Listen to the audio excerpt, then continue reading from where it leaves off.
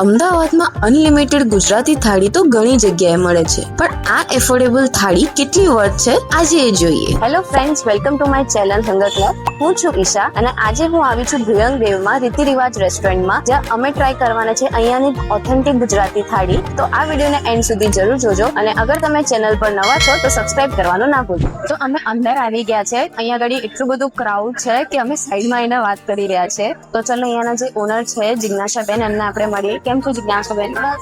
મને જણાવશો કે તમે આ ક્રાઉડને તમે મેન્ટેન કેવી રીતે કરો છો? એકચ્યુઅલી અમે પહેલા તો લંચ અને ડિનર પહેલા મીટિંગ કરીએ છીએ, જેથી અમે કહી શકીએ કે તમે વેલકમ કેવી રીતે કરી શકો છો. પછી હોટલની સાફ સફાઈ આ બધી જ અમે મીટિંગમાં ડેઈલી બેઝ ઉપર અમે કરતા રહીએ છીએ અને ફૂડમાં પણ અમે પ્રોપર હાઇજેનિક જ મેન્ટેન કરીએ છીએ. તો બહુ જ વાતો કર્યા પછી અહીંયા આગળ તમે જોઈ શકો છો કે મારું અહીંયા આગળનું મીલ આવી ગયું છે. ગુજરાતી ઓથેન્ટિક થાળી અહીંયા તમે જોઈ શકો કે ફૂલ ડીશ તમને જોવા મળી રહી છે. મને અહીંયા શું સર્વ કરવામાં આવ્યું છે તો અહીંયા આગળ બાસુંદી જોઈ શકો છો સ્વીટમાં, સાથે અહીંયા આગળ લચકો જે મોહનથાળ હોય એ અહીંયા સર્વ કરવામાં આવે છે અને અહીંયા આગળ આપણી ગળી રોટલી જે આપણે વેડમી કહીએ એ અહીંયા સર્વ કરવામાં આવી છે. ફરસાણની વાત કરીએ તો અહીંયા આગળ તમને લીંબા કચોરી મળી જવાની છે, સાથે સેન્ડવિચ, ઢોકળા અને મસાલાવાળા ખમણ બી અહીંયા તમને મળી જશે. સાથે અહીંયા આગળ સલાડ, 2 ચટણી સર્વ કરવામાં આવી છે, પાપડ છે, છાશ છે, પ્લસ અહીંયા આગળ 3 જાતના શાક અહીંયા આગળ સર્વ કરવામાં આવ્યા છે. જેમાં તમે જોઈ શકો આપણું બટાકાનું શાક, પનીરનું શાક છે, સાથે ચોળાનું શાક છે જે કઠોળ આપણે ખાતા હોઈએ છીએ, સાથે ટીંડોળાનું શાક છે, અને અહીંયા આગળ કઢી અને દાળ, પ્લસ સાથે અહીંયા આગળ ભાત બી, પૂરી, રોટલી બધું અહીંયા સર્વ કરવામાં આવે છે. સૌથી પહેલા આપણે અહીંયા આગળ પાપડી ચાટ આપણને સર્વ કરવામાં આવે છે, તો એનાથી આપણે ટ્રાય કરીશું. તમે જોઈ શકો છો જેને સેવ, દહીં અને એની ચટણી સાથે સર્વ કરવામાં આવ્યું છે. તો ચલો આપણે ટેસ્ટ કરીએ.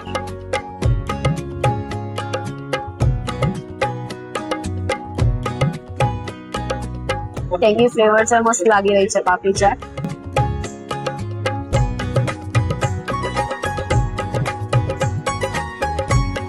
આ જગ્યામાં કહેવાય છે કે અહીંયા આગળ એમના સ્વીટ્સ રેગ્યુલર બેઝ પર રોજના રોજ અહીંયા આગળ અલગ અલગ સ્વીટ અહીંયા આગળ તમને ટ્રાય કરવા મળશે.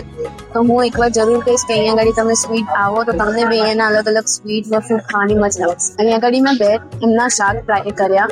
મને આમ કહેવાનું એવું નથી કે બહુ હાઈ ફ્લેવર છે, નોર્મલ ફ્લેવર્સ છે. એમને જે મસાલા નાખેલા છે ટેસ્ટી લાગી રહ્યું છે, એકદમ આમ ઘરે તમે બેસીને ખાતા હોય એવી તમને ફીલ આવશે. અહીંયા ટેસ્ટ વાઇઝ ઓડિયન્સ શું કહે છે ચલો જાણીએ. ફર્સ્ટ ટાઈમ પહેલા આવેલા હતા અને એ વખતે અમને ફૂડ એટલું સારું લાગ્યું અને એટલે આજે અમે બીજી વાર અમે આખા બધા જ 15 જણાને બધાને લઈને આવ્યા છીએ અને ફૂડ એટલું ટોપ છે અહીંયાનું કે વાત ના પૂછો. Food was really amazing, especially the sweets. Basundi was the best. This is the best food I've had here so far and the dal is amazing. આજે અમે રીતિ રિવાજમાં ગુજરાતી મેન્યુનો જમવા આવ્યા છે ફેમિલી સાથે અને ખરેખર બધી જ આઈટમ બહુ જ ફાઇન છે, સર્વિસ બી બહુ સરસ છે અને ફૂડ બી બહુ સારું છે. ખરેખર હલવો પૂરી ખાવા જેવો છે, એક બેસ્ટ એક્સપિરિયન્સ છે. ટિંડોરાનું શાક, પનીરનું શાક, બટેકાનું શાક ઘર જેવું લાગે છે.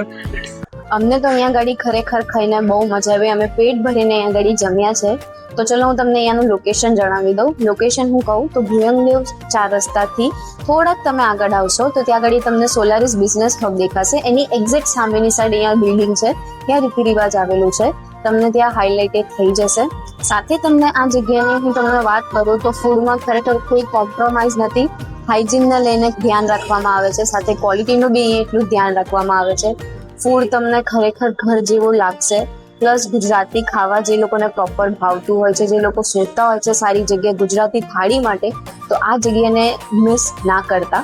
સાથે હું તમને અહીંયા આગળ કહી દઉં કે અહીંયા આગળની પ્રાઇસ ને બધી ડિટેલ્સ તમને અમારા કમેન્ટ સેક્શનમાં, સાથે તમને કેપ્શનમાં બધી ડિટેલ્સ મળી જશે. તો આવા જ સારા સારા વિડીયોઝ જોવા માટે હંગર ક્લેબને જોતા રહો અને જેટલું બની શકે અમારી ચેનલને સબસ્ક્રાઇબ કરો અને મળીએ આપણે નેક્સ્ટ વિડીયો.